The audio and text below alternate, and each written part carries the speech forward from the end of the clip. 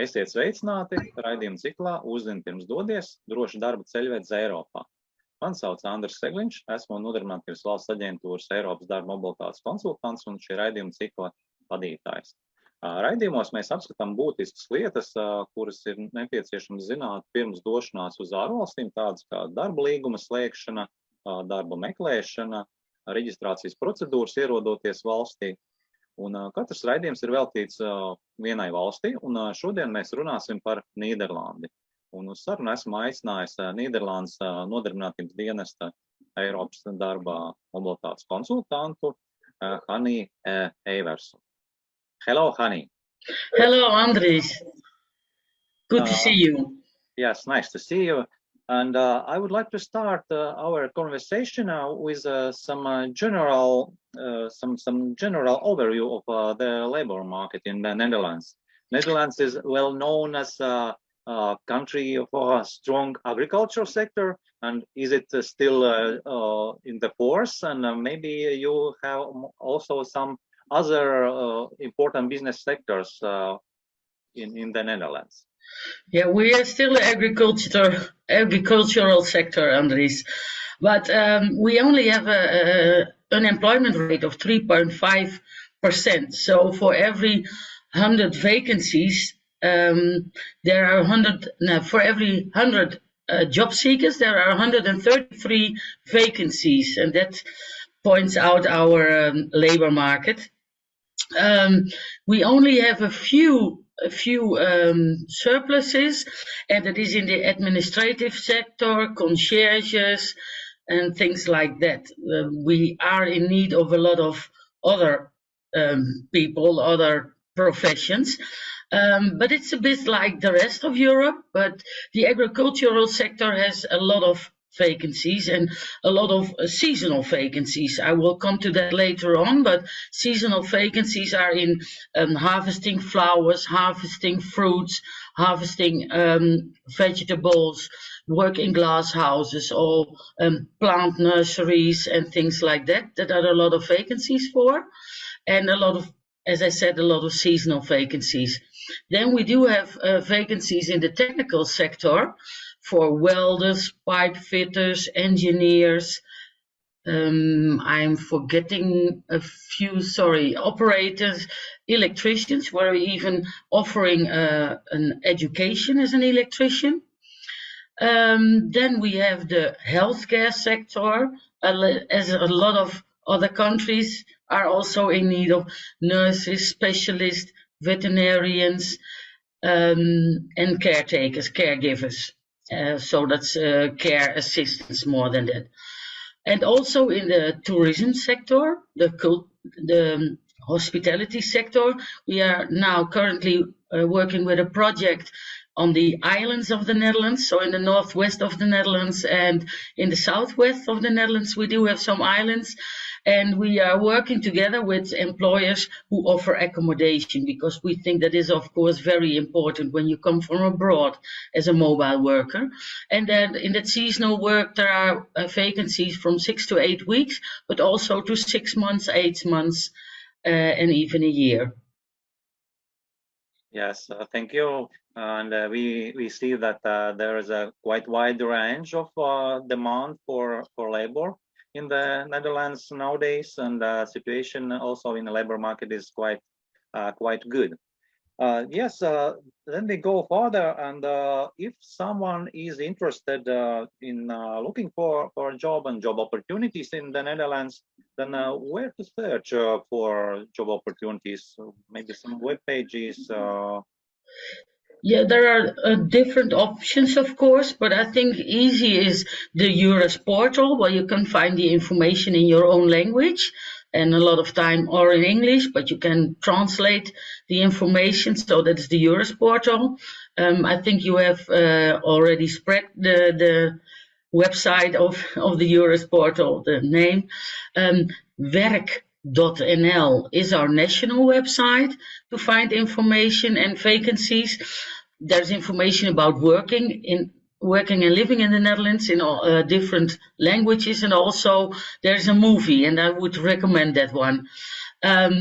but also the social network. We do some things with Facebook here in the Netherlands, and there are a lot of websites, of course. I can mention one is seasonalwork.nl.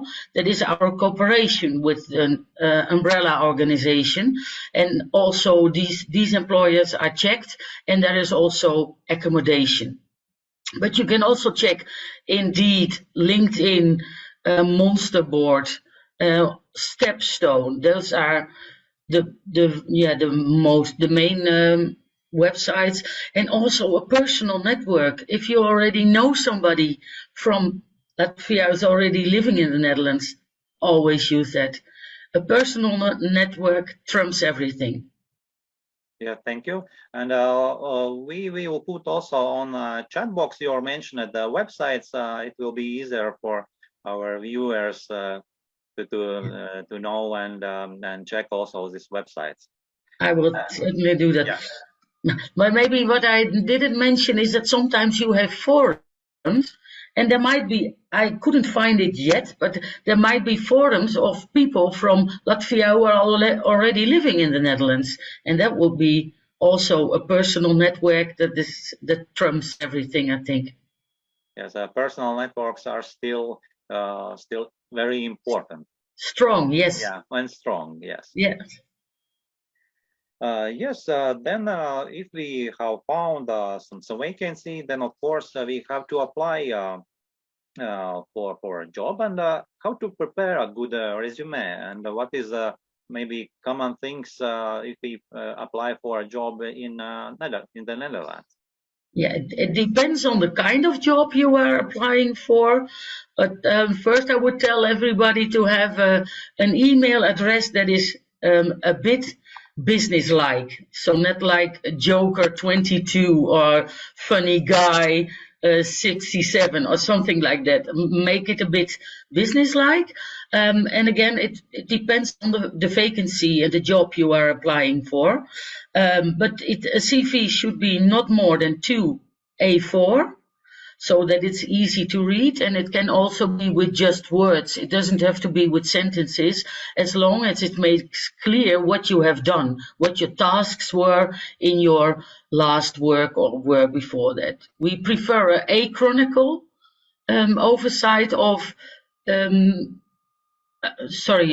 your education and of your work experience. And we also say adjust it a little to the vacancy. You need to be very friendly. Put something in as your personal skills, that you are friendly, open-minded, and something like that. So adjust it to the vacancy. Don't use abbreviations. And always remember that somebody from abroad is reading it. So put in your phone number with your land code, with your country code. Also think that if you've worked in a small village in Latvia, put also the country after the name of the city, because nobody or a lot of people don't know all the cities in Latvia. Age is something that you are free to mention or not. That is your own choice. A photograph, again, also a serious photo. If you are going to work as a receptionist, or is that what you are applying for, smile on the photo, but don't sit there with a beer in your hands. That is not so serious, I think. And should candidate always include a photo, or it's also free to choose? It is very custom to do it. Okay. But it's not obligated. But again, if you are going to work or applying for a function, a job where you are in contact with a lot of customers, with people, then I would always suggest to put in a photo. Better a photo that doesn't mean anything or whatever, but for an employer, because also when you are going for an interview online, it's nice that they have seen your face already when you are talking to each other. And what I would say, you don't have to add diplomas, certificates, or whatever, and never a social security number or something like that if you already have that. A certificate could be important, for example, for a welder. It has to be an actual, a valid certificate. Then I would put it in, but you don't have to put in diplomas or things like that. We are always trusting people, and if it's really necessary, then they will ask for it. Thank you. And what is a common practice if I have, for instance, prepared my CV and application? Usually it's sent by email or contacted the employer directly, going to company or so on. Yeah, that's what I forgot to say. Always accompany the CV with motivation letter. And you can, that's what I forgot, you can put in your CV, what is very common these days is a sort of profile, let's say 3 or 4 lines, which indicates who you are. That is always good. And always, a lot of times it's by email. Sometimes you can apply on the website of a company, and also at the EURES portal it always says where you can apply. And I wanted to mention that when it's a vacancy that we as EURES the Netherlands, so Public Employment Service, when we handle the vacancy, then it's called a reference number. That's really at the bottom of the information, and it says WBS and then a number, and that always means that we as Public Employment Service are handling that vacancy. And of course I will give you the details later for the chat. Yes, thank you. And if we are looking for a job in another country, and in this case in the Netherlands, then of course issues of language is important. Yes. How important is the knowledge of Dutch language in job search? Yeah, that is important for the vacancies, for the jobs in the healthcare sector. You know, it comes to communication, personal communication, then you really need to speak Dutch, the Netherlands language. But in general, a lot of people are speaking English in the Netherlands. So for the seasonal jobs, it's always okay to speak English. Working in the ICT sector, speaking English is okay. You can check that always when you look at the website of a company, or ask us as EURES advisor when we are handling the vacancy. But in general, English at a level that you can communicate, so people can instruct you and you can communicate with your colleagues or with your supervisor. So let's say a B1 is okay. Then we can say that first most common is this not the Dutch but foreign languages, English. Yes. Yes, a lot of people speak English in the Netherlands. Maybe some other languages, for instance, German or. Yes, yeah, I wanted to mention that. Well, yeah, we were working in the hospitality sector. There is a lot of German at the coastline of the Netherlands. A lot of people. We have a lot of German guests, but it's not always necessary. But it's a plus if you speak German. Sometimes you even see teams in the logistics sector with Polish people, where the supervisor is speaking Polish and the entire team. So that is. Yeah, that it's always a plus to have another language, but English is most important. Yes, thank you. And then if our job application has been successful and the employer offer a job, then of course next step is to travel to the Netherlands and start a job. But of course, there is some registration procedures. Please tell us what is the most important registrations on arrival in the Netherlands. The most important registration is to have a citizen service number. It's called BSN in Dutch. It's burgerservice nummer, but it's hard to speak. It is so a citizen service number. To say so, if you don't have that number, you don't exist in the Netherlands. If an employer wants to pay you without this number, that's not okay. So you always have that number, need to have that number, and you can ask for that number at 18 offices depending on how long you want to stay in the Netherlands. If you're planning to stay less than 4 months, you can do it at a RNI registration. That is for people who are intending to stay no longer than 4 months in the Netherlands, but still have an address in their home country. And that is even quicker than when you are planning to stay for a longer time, because then you have to go to the municipality, and that might take a few weeks. And if you go for the RNI registration, you that will be handled a bit quicker. But you always have to make an appointment for that. You have to be there in person, and you have to have a valid ID with you. So that is really important. But that's really the first thing to do. And you see a lot of companies who are accustomed to work with people from abroad. In general, they will help you to get the number. Yes, and it's very important to get this number. Yes.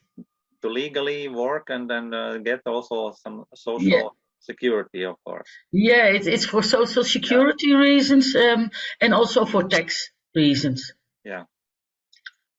Then when we start our employment, then of course we have to conclude an employment contract. And please tell us what are main conditions in the Netherlands for employment contracts.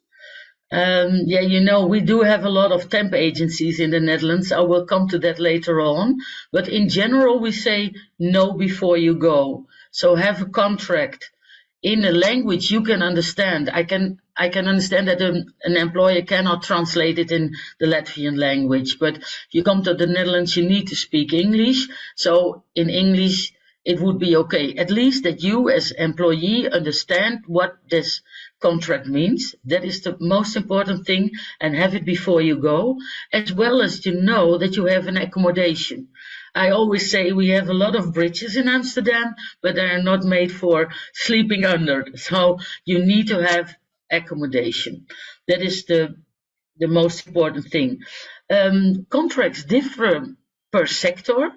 We do have a lot of collective labor agreements, so there are differences, and contracts are always individual. You can negotiate some things about your contract, of course, and you need to have at least the minimum wage. We do have a legal minimum wage in the Netherlands.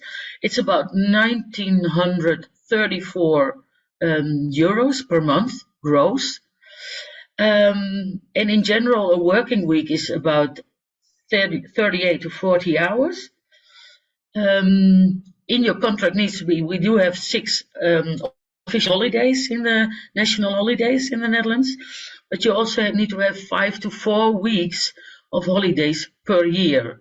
And the mentioning of days off should be in your contract. Then there is 8% legal holiday fee. And that is normally paid in May, but sometimes when you're only working 3 months, they can do it after your work is finished. But you see, with temp agencies, sometimes they include it in your wage per hour. And that is something you should be aware of. I will tell that later on when I talk about the temp agencies. So again, and the salaries do depend on the sector, on the collective labor agreement, but in general you can say vocational about 1,800 the minimum wage, or 2,000 euros per month, till 3,500 per month gross, and bachelor about 3,000 to 4,500, and the master between 4,000 and 5,000 euros. Thank you. And yes, you already touched a bit information about this temporary agencies in Netherlands. Yes, and I know that it's quite popular and widely spread in Netherlands. And what is important to know when working for them? Yeah, we do have a very flexible labor market in the Netherlands. You should be aware of that. It's important to know. And we, as a public employment service, we think most important is fair mobility. It's a great opportunity in the Europe, but it should be fair. And fair mobility means that you have the same rights and the same obligations as an employee from the Netherlands. And we think but it's not what we can, it's not obligated, but as the European Employment Service and the PES in the Public Employment Service in the Netherlands, we ask from an employer in the Netherlands that the job should be at least for 3 months and at least 32 hours per week, and preferably not with a temp agency, with a normal temp agency contract, because we think when you come from another country and you leave everything behind, you should be certain of 3 months of work at least. Of course, when you come for a seasonal job, it's only 6 weeks or 8 weeks. That's okay, but you know that before you go. That's the important thing. And to be honest, the temp agencies are widespread in the Netherlands, really widespread. Again, the contract needs to be in a language that you can comprehend, that you can understand. And temp agencies do have, they call it phases. You start always with a phase A or a phase 1. And that is something to be really aware of, that you need to check that in the contract, because there can be what we call a temp agency clause. And that means that you can have 1 week of 20 hours, 1 week of 30, 1 week of 10. And we don't think that is fair mobility, because you have to be able to pay for your accommodation and your food and things like that. But if you know it before you go, then it's okay. But that is the important thing.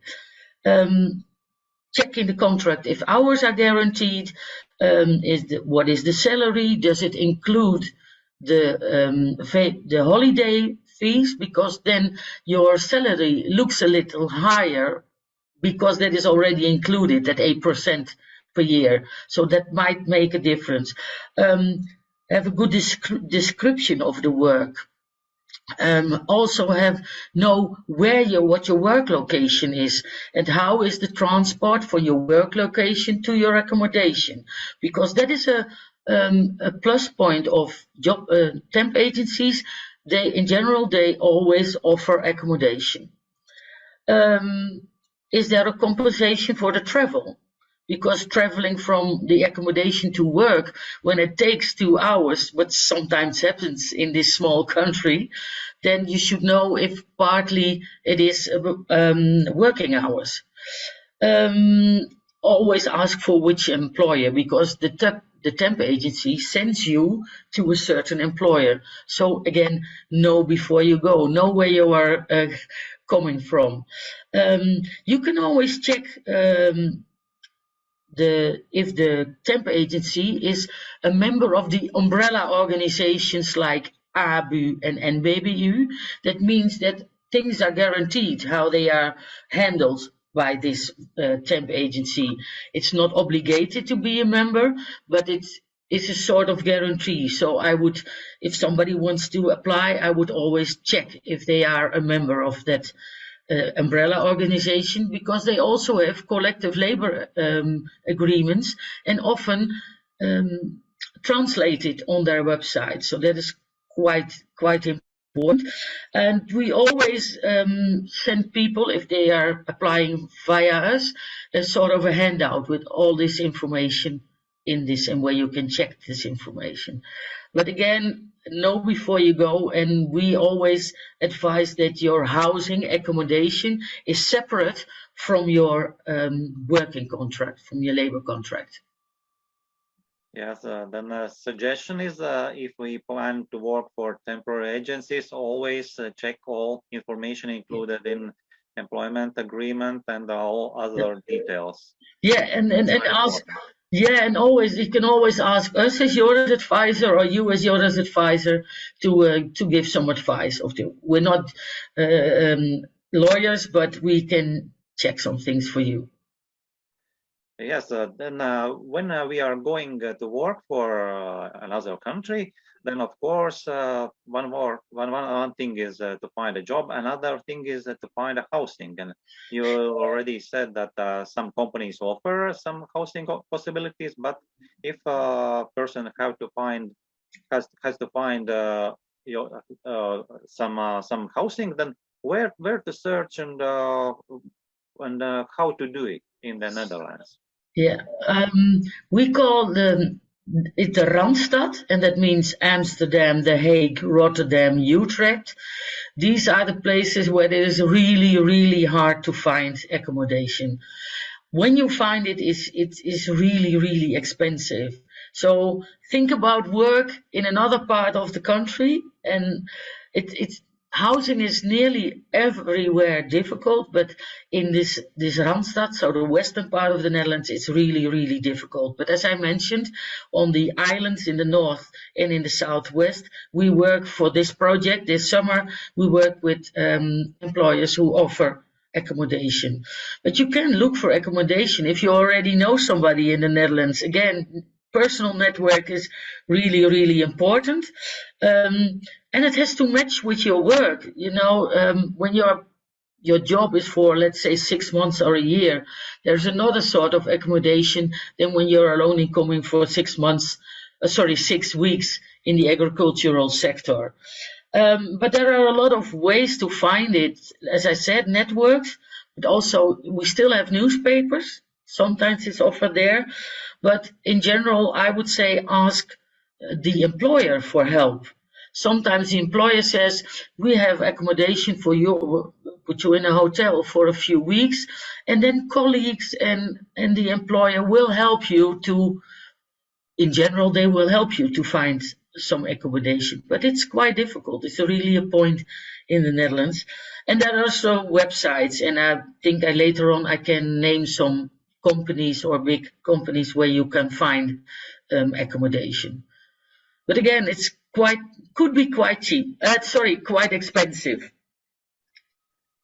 Yes, and maybe you can also give some examples of some costs of living to